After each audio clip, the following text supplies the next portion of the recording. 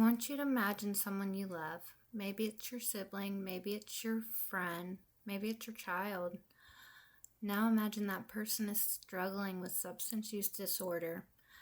Every time the phone rings, your heart stops. Is this a call that I've been dreading? That is the reality for thousands of families across the country right now, today. But here's the part that gives me hope. We have tools that work. We have harm reduction and medication-assisted treatment, or MAT. Together, they don't just save lives, they rebuild them. So, what is harm reduction? Harm reduction is an evidence-based approach that equips people who use drugs with life-saving tools and information to keep them alive and as healthy as possible so they have a real chance to create positive change. Here's what makes harm reduction so powerful. It does not demand abstinence. Instead, it meets people where they are on their own terms. Harm reduction recognizes a hard truth. Substances will continue to be in our world. So rather than stigmatizing or punishing people with substance use disorder, it focuses on education, safety, and minimizing harm.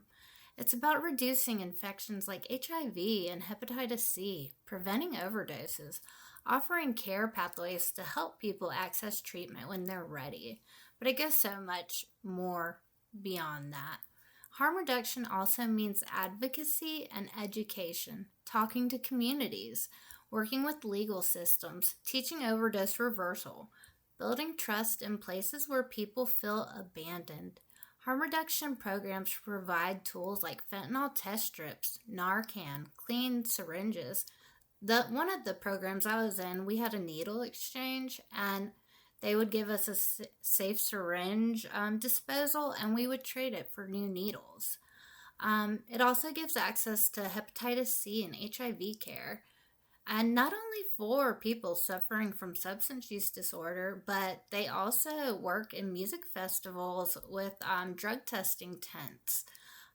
So people who are just trying to party and have a good time, they can make sure that fentanyl or xylazine isn't in their drugs. They also offer condoms and medical care. They provide safe sex education as well. They also give people struggling with substance use disorder peer support specialists and caseworkers, and they also help with education on safe use practices. So, like instead of shooting up, they can start snorting or smoking it, things along those lines. But, really, here's something we can't overlook. Harm reduction fights stigma. According to the National Harm Reduction Coalition, stigma, the idea that people with addiction are weak, bad, or broken is one of the biggest barriers to care for people suffering from substance use disorder. They've been stigmatized their whole life, so they're not going to reach out for help if they feel bad about themselves. When people feel ashamed or judged, they're less likely to get health care, carry naloxone, trust outreach workers, and believe that they can recover. Harm reduction challenges stigma head on. It treats people with dignity and respect. It says you matter, even now, in your darkest days. And when we reduce stigma, research shows people are more likely to survive, to engage in care, and to eventually choose recovery. Harm reduction isn't about enabling drug use either. It's about keeping people alive long enough to have the chance to change. So, why does harm reduction matter? We are in the middle of an opioid epidemic. It's nothing we haven't seen before. According to the CDC, in 2023, drug overdose deaths were up to 105,000, and now 105,000 drug overdose deaths occurred in the U.S. That's about 31.3 deaths per 100,000 people. But here is the hopeful shift. For the first time in years, overdose deaths finally declined by 17% between July 2023 and July 2024. Why? Because of public health solutions like harm reduction and MAT. According to drugpolicy.org, tools like naloxone and fentanyl test strips have saved tens of thousands of lives. More people are also benefiting from medications like methadone and buprenorphine, which reduce cravings, ease withdrawal, cut overdose risk by half. That's a pretty significant amount. When people survive, they have a chance to rebuild. So, what is medication assisted treatment, or MAT as we call it? MAT combines FDA approved medications like methadone, buprenorphine, acamprosate, or naltrexone with counseling and therapy to treat opioid and alcohol use disorders. These medications work by reducing cravings, easing withdrawal, blocking the euphoric effects of opioids and alcohol, and giving the brain time to heal and restore balance. When people with opioid use disorder access MAT, they can focus on their health, their behavior, and their coping skills without the agony of withdrawal. According to NCI Rehab, methadone reduces overdose rates by 50% compared to those without treatment. A systematic review of 58 studies from low and middle income countries found 54.3% average retention after 12 months on MAT. Methadone programs have 56.6% retention, and buprenorphine programs have 48.3% retention. And that is also from the ncirehab.org. Why does retention matter? So, people need to be able to stay in care, and the longer they're able to stay in care, the likelier they are to recover. MAT also improves social functioning, rebuilding relationships, working, participating in the community, and it also reduces risk behaviors like spreading HIV, hepatitis C, and of course, overdose. So, addiction isn't just a choice or a series of bad decisions. It's not a moral downfall. It's a chronic brain disease. And I feel that people don't recognize that. So you wouldn't deny someone with diabetes insulin. So why deny people suffering from substance use disorder medications like methadone, Suboxone, naltrexone?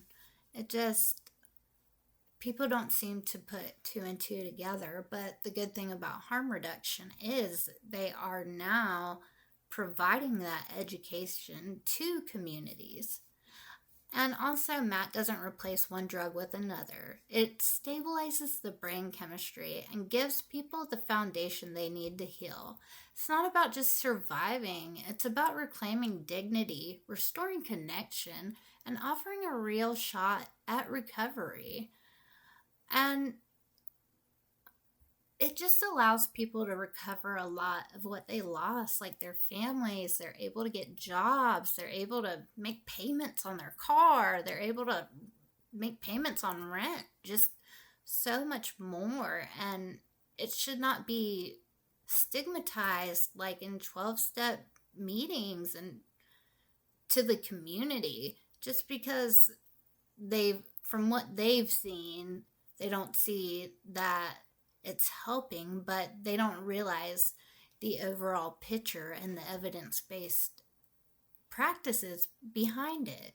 It really does work, and the statistics show that it is working. So harm reduction creates the doorway, and MAT builds the bridge. Together, they increase survival, reduce suffering, and rebuild lives. They work because they are built on evidence, compassion, and respect for human dignity. They meet people where they are and walk with them toward healing. So, I'm going to share a little bit about my story. I know this is not just from research because I've experienced it myself. I've lived with substance use disorder. I've lived with opioid use disorder. I had a harm reduction worker who made me feel like I wasn't just a junkie. I wasn't a failure.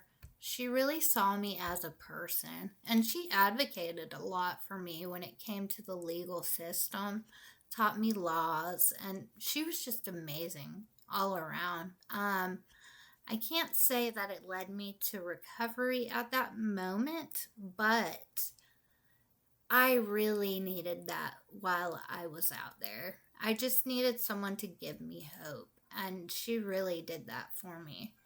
I ended up getting clean after my child's father died, but before that, she was part of it. So she really planted that seed that I was more than what I am, than what I thought I was.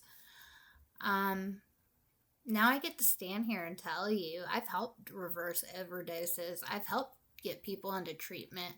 I've watched people go from barely surviving to thriving. That's the power of these programs.